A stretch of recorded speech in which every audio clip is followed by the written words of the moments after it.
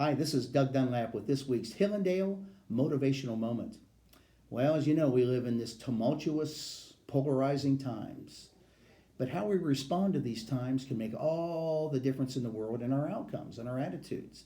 In fact, I'm reminded of Charles Swindoll, who is a pastor and an author, who many years ago he wrote that life is 10% what happens to us and 90% how we respond to it. Let me say that again. Life is 10% what happens to us and 90% how we react to it that can ultimately influence our outcome.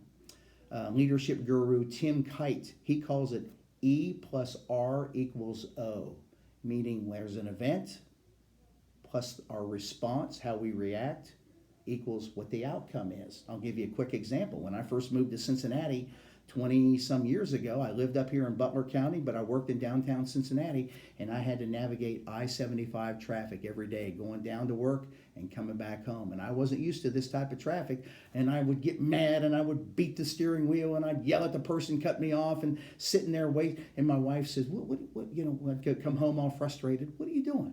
Why are you frustrated? Why are you surprised? This is the way traffic is long before we moved here and probably will be long after we die. So I had to, she said, why don't you either leave earlier, leave later, or make better use of your time? And she was right. My response was pathetic. So the event was the traffic, and my response had to change, and my outcome was better. So what I did is I utilized that time. I called it Automobile University, and I listened to motivational tapes and speakers and authors and pastors and whatever to try and learn while I sat in traffic. So my response was better, and my outcome was much, much better.